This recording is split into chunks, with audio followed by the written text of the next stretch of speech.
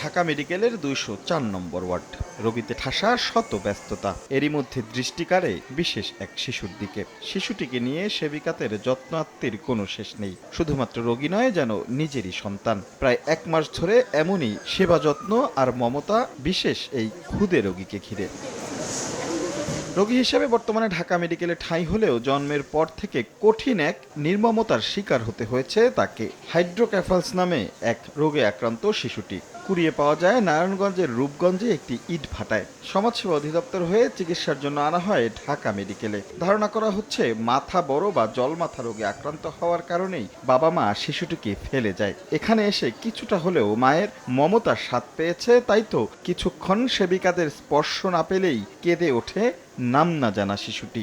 সব ব্যস্ততা রেখে ওরে আমরা একটু বেশি সময় দেওয়ার চেষ্টা করি, কারণ সব রোগীর থেকে ও একটু আমাদের কাছে একটু বেশি স্পেশাল এবং বেশি আন্তরিক। নগদের কাছে সব গ্রাহকই প্রিয়, তাই তো সারা দেশে ক্যাশ আউট চার্জ সবচেয়ে কম। আমরা কেউ না থাকলে কান্না শুরু করে, আমরা যখনই আসলো তখন আবার সে কান্না থেমে যায়।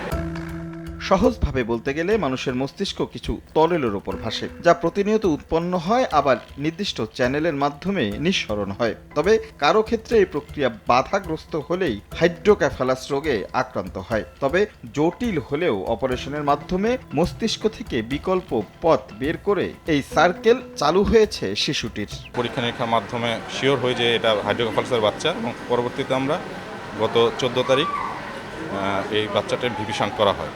বর্তমানে বাচ্চাটি এখন ভালো আছে। স্বাভাবিক হতে বছর খানিক বা তার একটু সময় বেশি লাগতে পারে, কিন্তু স্বাভাবিক বাচ্চাদের মতোই ওর জীবনযাত্রা থাকবে। বিশেষজ্ঞ চিকিৎসকরা বলছেন ধীরে ধীরে স্বাভাবিক জীবনে ফিরবে ছোট্ট শিশুটি, তবে নিতে হবে বাড়তি যত্ন। ব্রেইনের চাপ সেটা আমরা কমাই দিচ্ছি, that is the main issue. Immediately এখন 5 মাস ওর বয়স, অপারেশন পর হয়তো মনে হচ্ছে যে মাথাটা একটু বড়, বাট ও যখন বড় হয়ে যাবে, স্বাভাবিক বৃদ্ধি, এখন যখন খাওয়া দাওয়া করছে, স্বাভাবিক যখন বেড়ে উঠবে, তখন আসলে ওই জিনিসগুলো আর থাকবে না।